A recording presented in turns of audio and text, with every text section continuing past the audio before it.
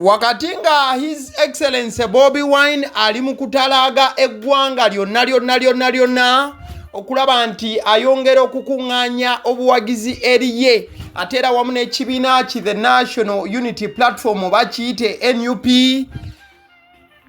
abooluganda oba abaganda baagera nti nnyinimu waataba ebikere bitemba enju ne mukadde ke kamunga David Lewis Rubongoya naye alina omukulu bwe basagula akalulu ate era mukadde ke kamunga bw'akwasaganya ensonga za iPod n'ensonga z'ekibiina ekirala ensonga z'ekibiina endala zonna babaze nga David Lewis Rubongoya ali bize ne babalanga ne His Excellency Bobi Wine ali bize ne wabaawo omunyaguluzi Omubbi eyasazeeko ekibiina ki the National Unity Platform n'anyakula kaadi.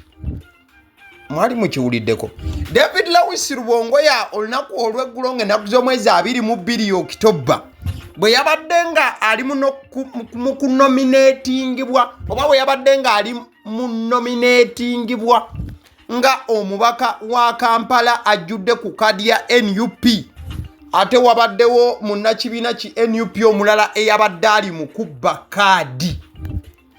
Yagambye nti kati kaadi we muba mwazigaba nze nga temwampa kaadi ngenda kubba nzibe. Ka David Lewis Rubongoya yabadde amaliriza nomination bwati amasimu ne gatandika omukubirwa gonna nga gabadde gafubutuka mu kitundu ky'ebukoto. David Lewis Rubongoya mu dakika 10 yafunye amasimu agasukka 2 nga bamukubira nga bamugamba Ssaabawandiisi w'NUP tuyina omukulu eno gwe tulaba omukulu alye nazze ku nominatingibwa omukulu azze ne kaadi ya NUP gwe yamuwadde kaadi ko David Lewis Rubongoya nze yamuwadde ki amannya ge yaani ne bamugamba nti waliwo wano omukulu bamuyita Jamiru Kivumbi azze ku kakiiko k'ebyokulonda we banominatingira Jamiru Kivumbi ne bamunominatinga ku bwa MP ku kaadi ya NUP. Jamiru yazze ne kaadi ye NUP ng'ekibiina tekyamuwa kaadi. Jamiru abasajja ne bamuwa kaadi n'alondebwa oba n'anominatingibwa era ne kimalirizibwa nga agenda kwesimbawo nga MP wa Bukoto Central ku kaadi ya NUP. Jamiru bw'atyo bwe yafaananyeko olunaku lw'eggulo Jamiru Kivumbi era awo yabadde atudde ku muholo mu maaso ku katebe we banominatingira yazze ne kaadi ye ya NUP mu ngalo ng'aginywezezza era bwe yagiwaddeyo mu maaso g'akakiiko k'ab'ebyokulonda ne bagitunako ne bagamba neno kaadi ntuufu. Jamiru Kivumbi ekituufu walondebwa era David Lewis Rubongoya yateekako omukono ku kaadi eno kati olondeddwa mu butongole yegwe agenda okwesimbawo ku kaadi ye NUP.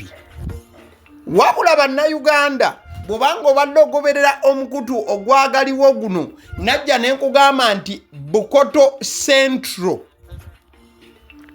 Central Constituency kaadi tebaagiwa Jamiru Kivumbi. Kaadi NUP yagiwa omukulu amanyiddwa nga Ntamu Alex Kalinzi era ng'ono yagenda okwesimbawo ku bwa MP bwa Bukoto Central ku kaadi ya NUP era ng'omukulu Ntamu Alex Kalinzi abadde ng'ayita mu bantu bonna nga bagamba nti bannange mundabiranga ddala ne pulezidenti wange Robert Kyagulanyi Ssentamu era nze ngenda okubakiikirira abantu ba Bukoto Central eno ku kaadi ya NUP. Kati Jamiru yabadde ono omukulu Alex Ntamu Kalinzi yabadde waka ng'akyefulukuta nga bw'ateekateeka abawagizi be mbu bagende babanominatinge. Yagenze okutuukawo ab'akakiiko k'ebyokulonda ne bamugamba ate gwaliwa yegwe wa kaadi yaki Ntamu Alex Kalinzi nti yenzo wa kaadi ya NUP koli asunsula w'akakiiko k'ebyokulonda tekisoboka owe NUP twamaze dde okumusunsulamu. gwe ntamu Alex Kalinzi tetubimanyi byoyogerako. Ntamu Kalinzi amaziga ne gatandika okumukulukuta nakubirirawo David Lewis Rubongoya essimu namugamba mukama wange tuuse eno kakiiko baŋŋamba mbu ate kadi bagiwadde mulala. Tubadde tuli awo ekibiina ki the National Unity Platform ku ssaawa zibadde 7 ez'olwaleero ng'ennaku z'omwezi zibadde ssaawa 7 n'eddakiika 56. Leero ennaku z'omwezi ziri 23 Oktoba omwaka 2025. Ekibiina kya National Unity Platform ne kizikubamu ne zaaka.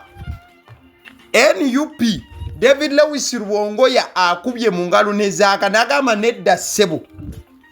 Buno obubbi bwa kaadi obuzze mu kibiina tetubulabangako. Nedda ssebo. Omuntu abba atya kaadi gye twawa omuntu omulala. NUP nekola ekiwandiiko mu butongole. Nga bw'olaba ku screen, kino kye kiwandiikiddwa ab'ekibiina ki National Unity Platform nga bannyonnyola ensasage eyaguddewo oluvannyuma lwa munnakibiina ki NUP okubba kaadi ya munnakibiina munne owa NUP. Era nga ngenda kubanga nkulambulira ani yabbye kaadi Bukodyo ki bwe yayiseemu okubanga abba kaadi eno. Sooka owulirize okusinziira ku NUP. Bagamba bwe bati, statement on the fraudulent nomination of Jamiru Kivumbi, Bukoto Central Constituency, nti bafulumiza ekiwandiiko ekikwatagana ku bufere n'obubbi bwa nomination obwa Jamiru Kivumbi owa Bukoto Central Constituency. Yesterday, one Jamiru Kivumbi conspired with the Masaka District Returning Officer and other regime functionaries to have himself nominated as a parliamentary candidate for Bukoto Central Constituency in Masaka District under the National Unity Platform. Nti olunaku olwajjo waliwo omukulu amanyiddwa nga Jamiru Kivumbi yeekobanye n'omukulu atwala ebyokulonda oba returning officer owa district y'e Masaka wamu ne bannagavumenti abalala oba bannamugigi guno abalala. Era Jamiru ono nti we yakolaganye ne bano yakoze olukwesikwesi ne bamulonda era ne bamuyisaamu ng'agenda okwesimbawo ku bw'obubaka bwa parliament obwa Bukoto Central mu constituency Masaka District wabula ng'ali ku kaadi ya NUP. This crime was committed very early morning. By the time our official candidate Ntamu Alex Kalinzi reached the nomination venue at 9:30 a.m., he found that the fraudster had completed his mission. Nti ekikolwa kino eky'obubbi obufere obunyaguluzi kyakoleddwa ku makya nnyo. Candidate waffe wa NUP Ntamu Alex Kalinzi yagenze okutuuka we balina nominatingira ku ssaawa 3:30. Yagenze okusanga nga Omubbi yakuulise dda era nga bamaze okumunominatinga nti ye candidate wa NUP ajjudde. As soon as this matter was brought to our attention, the party wrote to the chairperson electoral commission requesting that the imposter be denominated and the rightful candidate is nominated.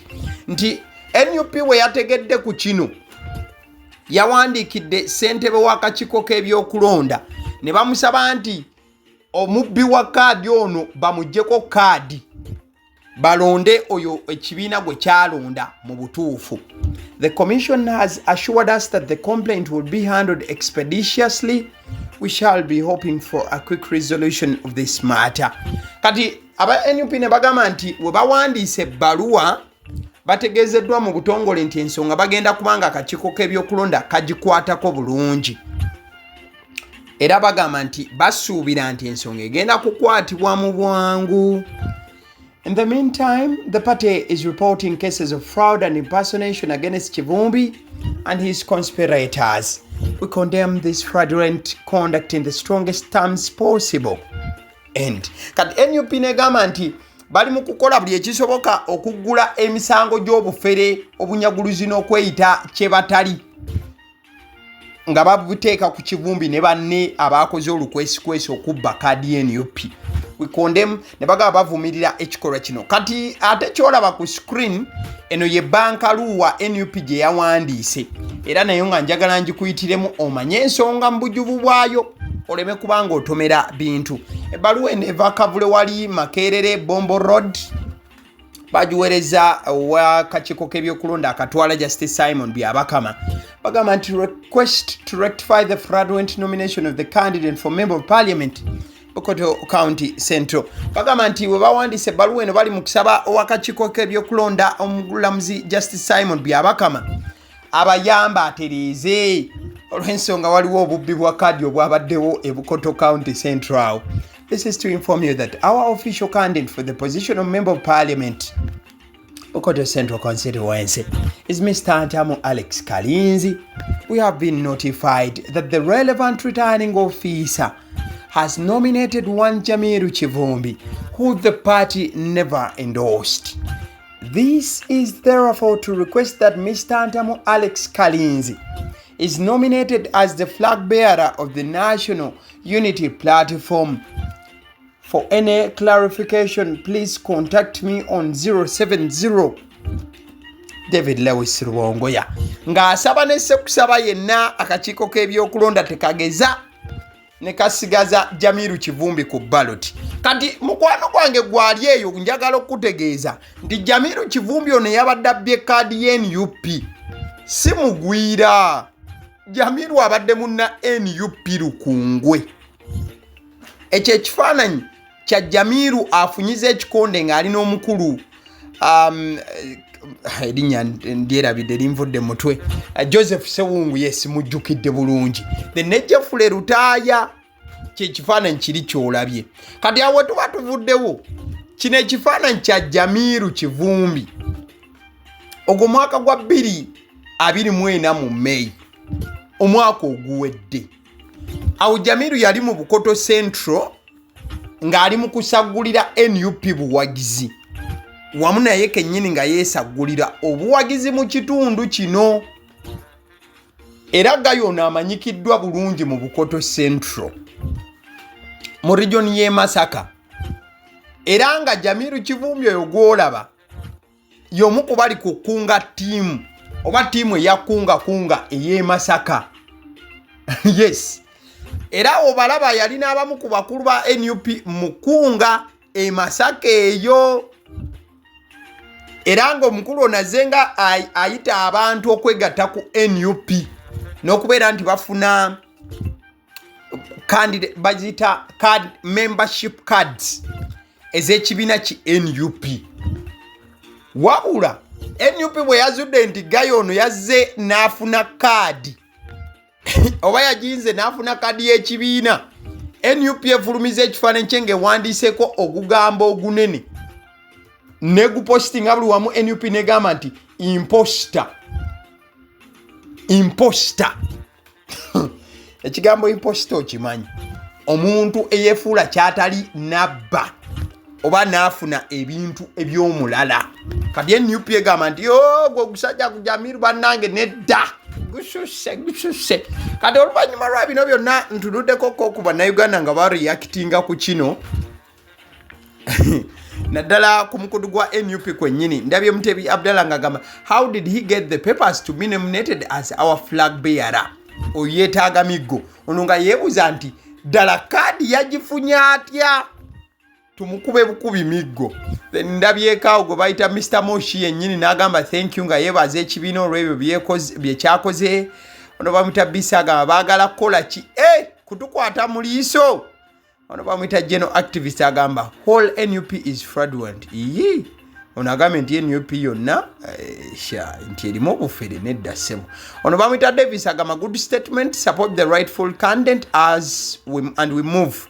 Davis n'agamba nti kino kirungi NUP kyekoze muyina kuwagira bantu batuufu tweyongere maaso. Ono bamuyita Basajja Subi agamba tumbavu such a weak thief toa agamba nti amuvumye n'agamba nti ono yabadde abbye kaadi y'NUP tumbavu vaawo. ono bamuyita Ernest Bwanakweri agamba agahabi olulimi ayogedde luki. Ono bamuyita Drake Motiibwa agamba agayaye kadi eri anasewo kadi lyate ligibbye bwe lityo.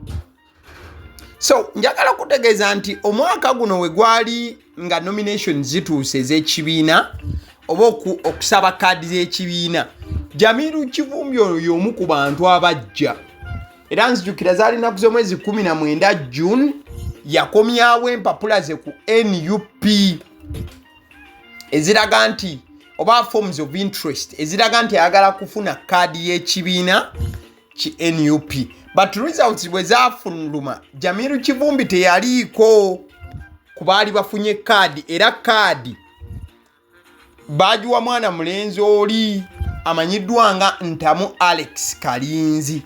Kadi Jamiru kye yakoze yagambye sebo nze nasaba kadi ye NUP, mmwe sebo abakulu kadi ne mugiwantamu Jamiru ne mugiwantamu Kalinzi Alex. Kati nze kambeeko wano empapula z'empandiika kasite empapula z'omuntu gwe bawadde kadi mmanyi bulungi bwe lufaanana. Kati ekibuuzo kiri kimu, kati amakamba buuze mulowooza Jamiru Kivumbi Jamiru Kivumbi omukono gwa David Lewis Rubongoya yagujingiridde atya? Jamiru yatutteyo olupapula nga lulaga nti NUP musindise, era we yalukutte bwati n'alukwasa owakakiiko k'ebyokulonda n'agamba wamma ddala guno omukono gwa David Lewis Rubongoya guno era n'amukwata mu ngalo n'amugamba Jamiru weebale kubanga ekibiina ky'NUP kikwagadde.